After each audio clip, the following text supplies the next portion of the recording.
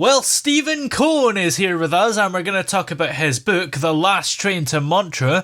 It's an emotionally gripping novel that takes the reader on a journey through the life of Noel Smith, a highly successful American attorney with a troubled past. So what inspired you to create this character of Noel Smith? I think it started with a location. I had spent parts of winters in the resort overlooking Montreux, Rocher de Nez. I am not a skier. I went up once on skis and I fell down and that was it. But I had already written 2 books of short stories and a tremendous amount of business writing. And I said, okay, I'm going to try a novel. And I had put together a basic structure for the novel, which I've done. I think it's an unusual approach because it's a verbal diary that the protagonist recorded after he fell down a mountain slope trying to commit suicide. And he relates to his orthopedist comes in and says, look, it's very clear that you do not fall, you jump. Yeah.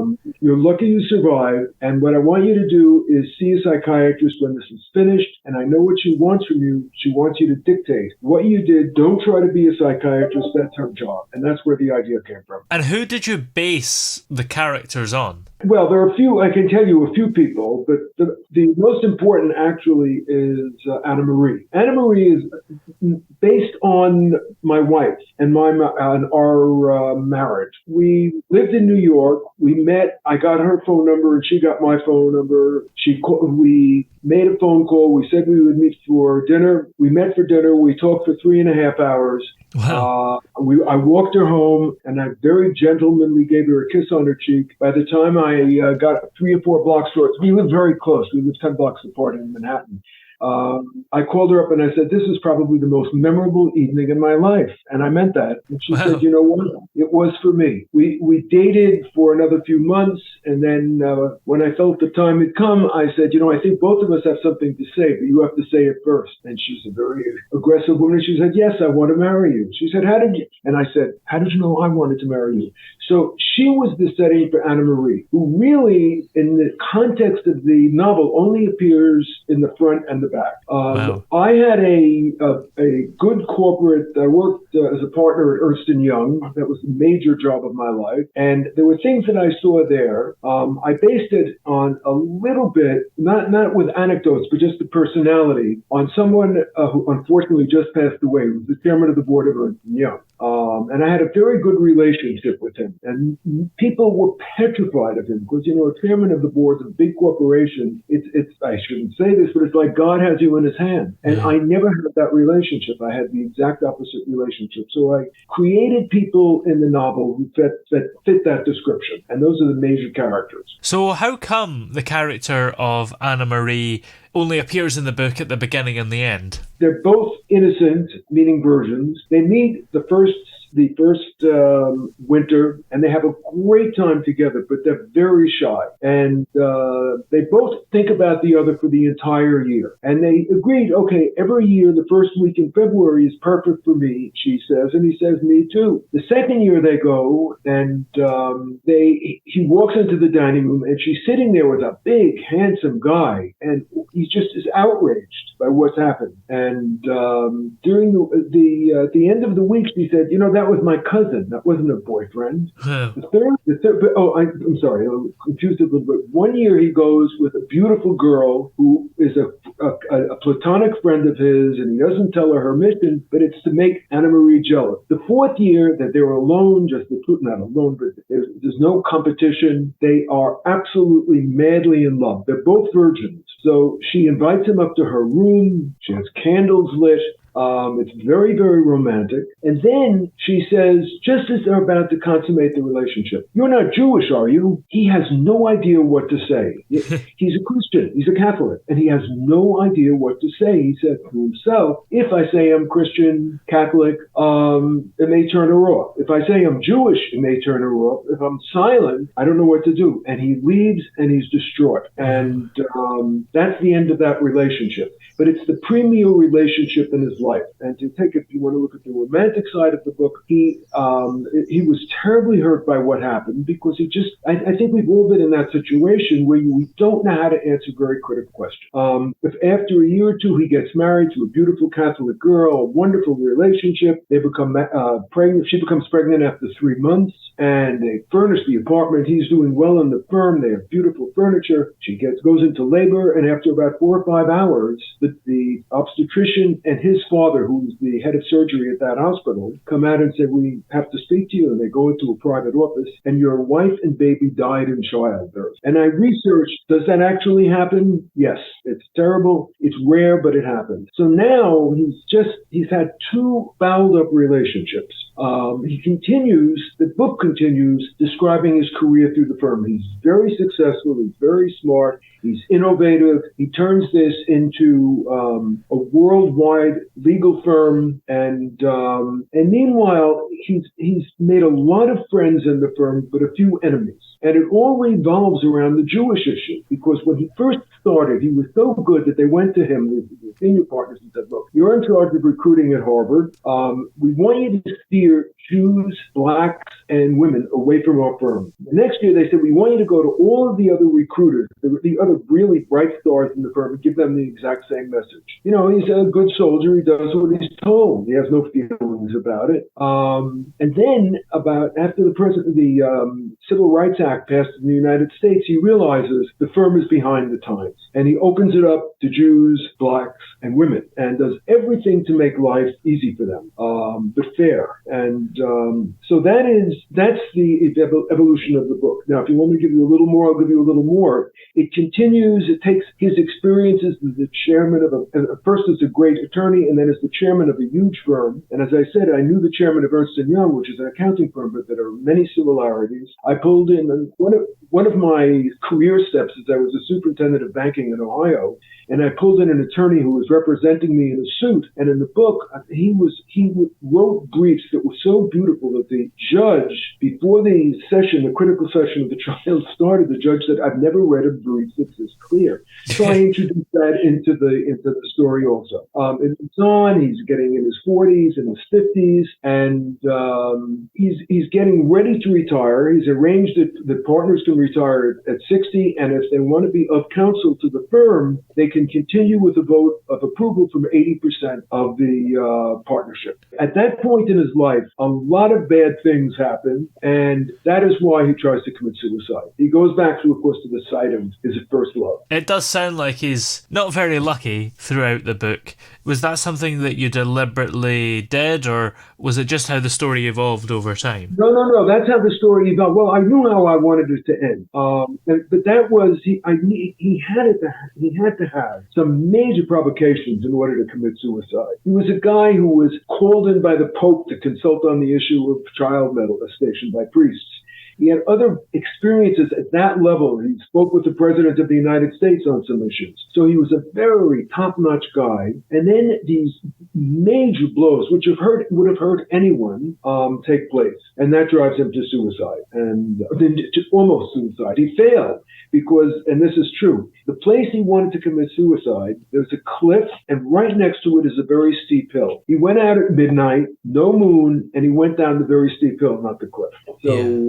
So that's that part of the story. Now, your writing style is quite unique because it makes the readers want more. So how did you figure out that writing style? First of all, it's not intentional. I read your question, and I should tell you that until I was in college, I did not write anything because my handwriting is illegible. And I scraped through. I was a very good speaker, and my teachers understand that some people. I'm looking at some notes that I took for this conversation. I can hardly read them. But then, when I got into college, first year of college, and there was the big paper you have to write in the first year, the research papers. And each subsequent year, I wrote great papers. I mean, really, the teacher said, "We haven't seen papers like this." I love doing it. All of my jobs from then on involved writing. I worked in business consulting. I moved up the ladder as a consultant at Ernst & Young. When I took early retirement, I started writing proposals and business plans for companies that were seeking out money, and I just love doing it. It's just I think I said somewhere, it's doing what comes naturally. I said it in the book. And I really got complimented. I remember one time my boss said, I went on my first trip on on an expense account after I moved out of New York. And the boss looked at me, and that very nice guy said, Steve, you must have had a wonderful time in New York. I knew just what he meant. And he said, what I want you to do is to write an article and get it published. I'll pay your expense report, but that's the punishment. You must get an article published. I wrote an article called The Bank Marketing Strategy for the 1970s. I sent it up to the most prestigious banking magazine at the time. It was celebrating its 150th anniversary. It was the lead article. They sent it back to me after they reviewed it, and I think there were 3 typos. That was it. Wow. They took it, and then I just continued to do it. I was the superintendent of banks in Ohio, and I had to make a statement about what the future of banking was going to be, especially electronic banking, which is that's what all it is now. And I just did it. It just came naturally, and it was a very good combination. Because of my handwriting, I learned to speak well. I was always a good speaker, and because of electric typewriters and then PCs, I became and Grammarly, I became very adept at writing. And when I sit and dictate, I'm working on another book now, and it's another series of short stories. And I know what they're about. Basically, the subject of the book is proper behavior, not in the mismanners sense, but just ethical behavior towards people. What things you can do. So I'm working on lies. So I know already it's going to be a person who continually lies to everyone in his life, and they believe him, and then his life falls apart. And to fill in, when I sit down to start dictating, it comes. That's all I can say. And I love it. I love writing. And the other thing is, fortunately, I'm not writing for the money. I'd love to sell 10 million copies. I'd like to be another J.K. Rowling. But if that doesn't happen, I will have no regrets, because what I get out of it is I can read my own books and enjoy them. That's it. And then I got the idea sometime in the spring that maybe I would really try to sell them. I posted the 2 books first 2 books, the 2 short story books on Amazon, but absolutely no market effort. That wasn't my objective. So I found Woodbridge, and I said, okay, let's see what happens. And that's what I'm doing. But I'm working on 2 books right now, and I'm looking for a 3rd. Your next book is actually about ethical behaviour. Will it follow the same themes of romance, or will that be explored in a different genre? Oh, no, totally. Well, it's going to be the same thing. Short stories about to illustrate my point. And definitely not going to engage in. I've hit romance already sufficiently, and but I'll just give you, if you have another minute, I'll give you an example of what kind of a story is interesting. This story appears in one of the books. It's one of the stories in the second book was The Saints and Sinners. Not a religious book, but it's a book about people who are very bad and very good, and how do you differentiate. The story is, there's a man my age in his 80s. He goes out every day for long walks. His wife asks him in the way wives, somewhat suspiciously ask, what are you doing? He said, I guarantee you it is nothing you're going to be embarrassed about. And in the end, he has a heart attack. He's not at home. They take him to the hospital, and he has a funeral. And all of a sudden, dozens of people she's never met show up at the funeral, and they describe what he does in his life. He goes out every morning to a street where kids are walking to school, and he walks them to school. So they don't cross in the middle of the street. He calls the city anytime he sees something that needs repair. He calls about it, and that's one example that I'm trying to do. But when I walk, because of the book, when I walk in the morning, which I do, I always say hello to people unless I think I'm going to frighten them. Like, I won't say hello to young girls, teenage girls, but everyone else, and everyone smiles back, and that's a very healthy thing. So that's the next book. Do you have any other books after that, or unrelated books that you're thinking of writing? Simultaneous. A simultaneous book is, I wanted to write an autobiography, but that had a very interesting life. But autobiographies are so time constrained. In 1956, I didn't want to write that. So I started thinking about the topics which form my life. And I came up with a list of about 130 different things. Just as I love transportation. So I have a plane section, a train section, a ship section, and I hate automobiles and an automobile section. Yeah. I have sections, and it just goes on and on. And when I try to do this, when I got the idea in the middle of the night, which is when I do my best thinking, I immediately ran down the stairs into my office and started dictating ideas. And it flowed. That's who I am. That's how it works. If you've ever I don't know if you worked in a consulting organization where there is mandatory output, quick. You learn. You're fast or you're dead. So I learned it without any pain, and I gained the respect of the people I worked with. Also, it was a very good experience, and I've been responsible through my business plans for some very good, successful firms. So that's how I write. I love doing it, and there was a question I've forgotten the exact wording, but is there some strategy that you use? Just what comes out. I trust what comes out. I rely on my wife to read what I do. I use Grammarly, but that's a technical thing. Yeah.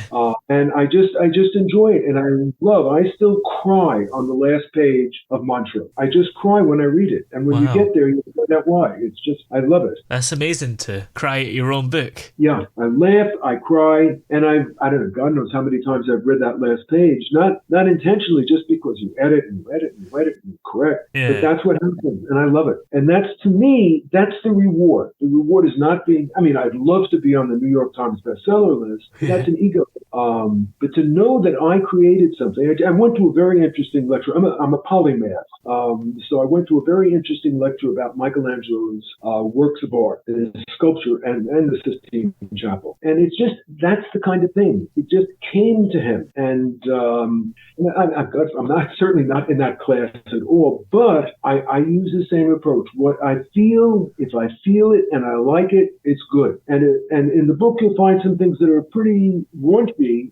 I'll just give you this one hint, and I did this intentionally. There is sex in the book. Yeah. The sexual scenes that involve people who are truly in love are really romantic love. And there are a couple of very ugly things that happen in the book. Just two people who have been molested as children describing their experiences. There was another one, I can't think of it offhand, but those things, the first sexual experience that Noel has is with a prostitute. He's flying back from Europe. He sits next to a woman. As he says, she was a very good person to go to a plastic surgeon. And he gives him his card, and she puts a big kiss stain on it.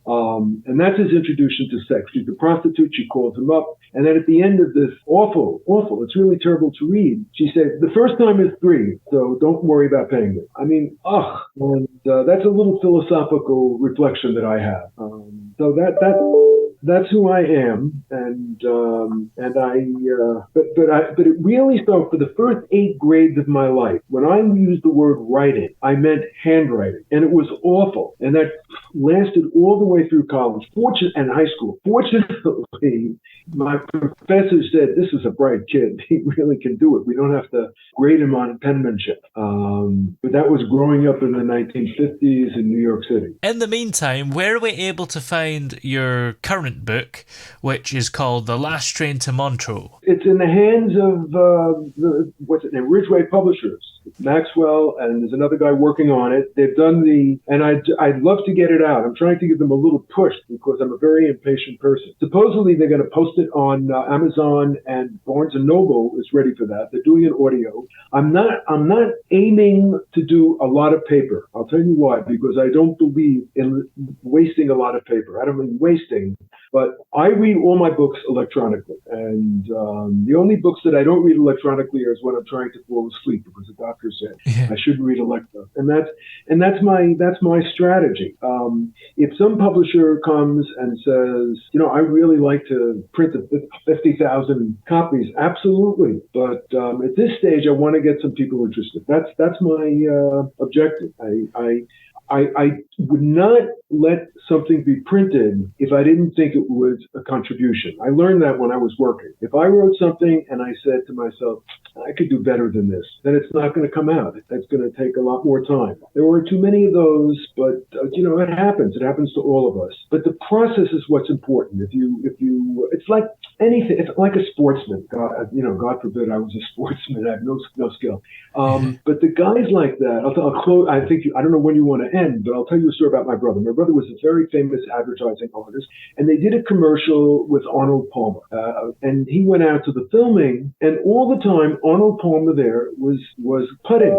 And my brother said to Mr. Palmer, "You're the world's greatest golfer. Why are you putting?" "That's why I'm the world's greatest golfer." So practice is very important, and that's what I like about it. I mean, the idea of this strange autobiography, I think, for me, it's a great idea, and I try to make it interesting. And I'll go back. I've been sick the last 2 years, so it's been a little bit choppy in terms of writing. I think I'm better now, but even that, I don't think I've ever incorporated hospitals in, but I will. And I think I store things. We all store things. Yeah. And if you're a writer and you're looking for something to write about, it's there.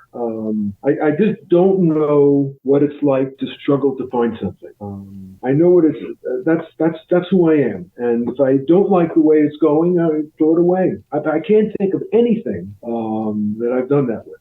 That's who I am. It comes. I like it. I love the feeling. And if I can make a few people happy, that's fine. I was at a family dinner this week, and a few people said, "Steve, why don't you get me a copy of the book?" Because I'm waiting for the Audible and the paperback to come out. So that's the real reward. Yes. Anything else, it would be nice, but I will not cry or commit suicide. Think of Noel, but that's who I am. I live a nice sedentary life. I've got a wonderful creative life. As I said, we have the normal shares of ups. If you don't have ups and downs in a marriage, you're a liar.